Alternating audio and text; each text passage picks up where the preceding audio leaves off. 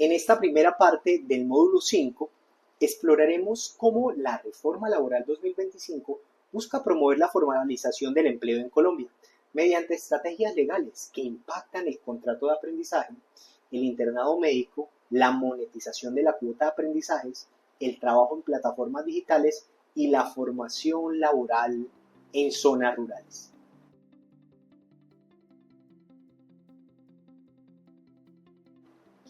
Hablemos un poco del contrato de aprendizaje.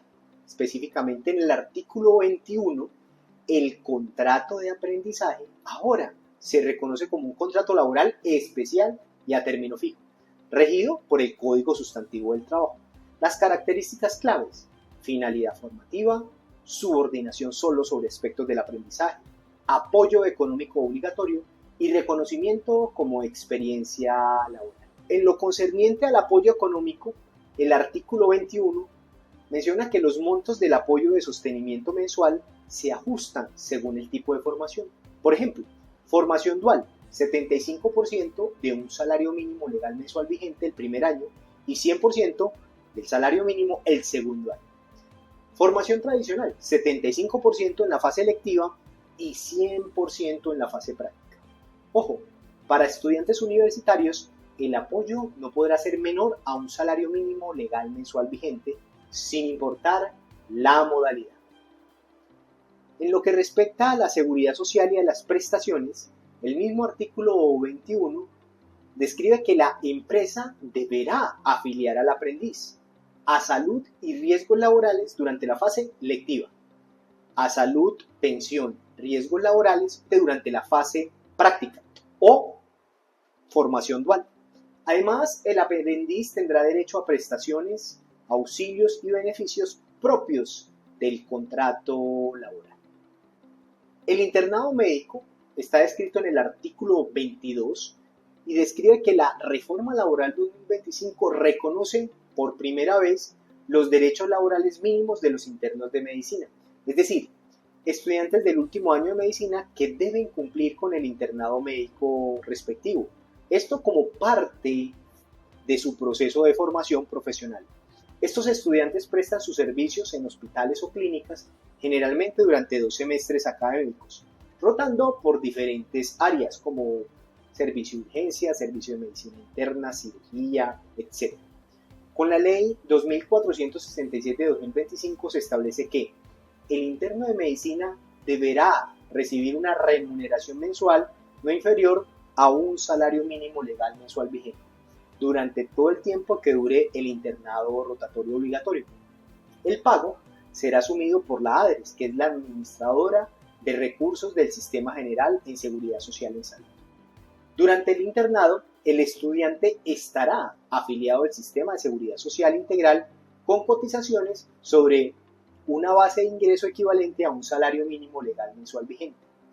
Esta medida busca dignificar el trabajo del estudiante de medicina interno, garantizar su protección y reconocer su aporte al sistema de salud durante la etapa final de su formación médica. Hablemos un poco de las empresas que tal vez no cumplan con las cuotas de aprendices. Esto está descrito en el artículo 23.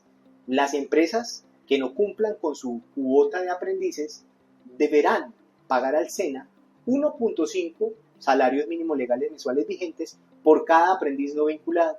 Estos recursos se destinarían así: 25% para apoyos económicos a aprendices vulnerables, 25% para ampliar la formación técnica en zonas rurales y 50% para el Fondo de Emprender.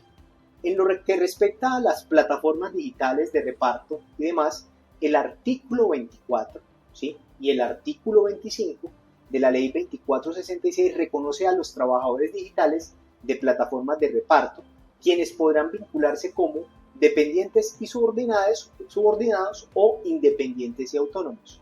La relación debe estar claramente informada y respetar la primacía de la realidad sobre las formas. Derechos y deberes en plataformas, artículos 25, 26 y 27.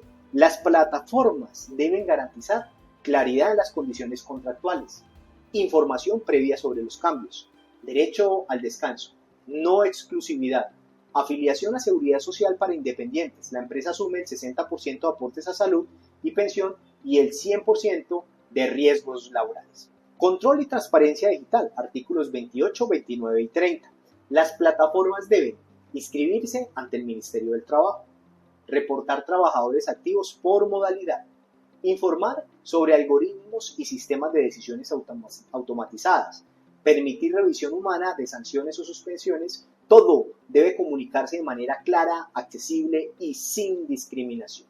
En lo que respecta al trabajo agrario y rural, el artículo 31, se creará un programa de formación para el trabajo rural liderado por el SENA, el Ministerio de Educación, el Ministerio de Ambiente y el Ministerio de Agricultura. El objetivo, reconocer, certificar y formalizar saberes ancestrales y empíricos relacionados con actividades pecuarias, agrícolas, forestales, hortícolas, acuícolas, apícolas, pesqueras, etcétera, etcétera, etcétera. Esto representa una apuesta por la dignificación del trabajo rural. De manera de conclusión, pues estas medidas apuntan a reducir la informalidad, ampliar el acceso a derechos laborales y adaptarse a nuevas realidades como el trabajo digital y el trabajo rural. Ahora veamos las situaciones prácticas. Contrato de aprendizaje. Lucía es estudiante universitaria de administración de empresas y acaba de firmar un contrato de aprendizaje con una empresa privada por un año. Durante la fase electiva le informan que solo recibirá el 75% de un salario mínimo. Ella reclama porque espera recibir el salario mínimo completo. ¿Tiene razón Lucía en su reclamo? A. No, porque el 75% aplica para todos los aprendices en fase electiva. B. Sí, porque por ser universitaria tiene derecho a un salario mínimo legal mensual vigente desde el inicio. C. No, porque el contrato de aprendizaje no es laboral. Y D. Sí, pero solo si tiene hijos o pertenece a población vulnerable. Respuesta correcta, la B de bueno. La explicación, pues en la ley 2466 o 2466 de 2025 establece que si el aprendiz, ojo, es estudiante universitario, el apoyo de sostenimiento no podrá ser inferior a un salario mínimo legal mensual vigente, sin importar la modalidad ni la fase del proceso. Hablemos de las plataformas digitales y seguridad social en este caso específico. Carlos trabaja como repartidor por aplicación, no tiene contrato escrito, pero debe cumplir horarios específicos, aceptar pedidos obligatorios y seguir rutas definidas por la APP. No está afiliado a Seguridad Social. Según la Ley 2466 de 2025, ¿qué debe suceder? A. La plataforma debe asumir el 60% de salud y pensión como si fuera independiente. B. Carlos debe afiliarse por su cuenta porque es autónomo. C. Carlos debe ser tratado como trabajador dependiente y recibir afiliación completa.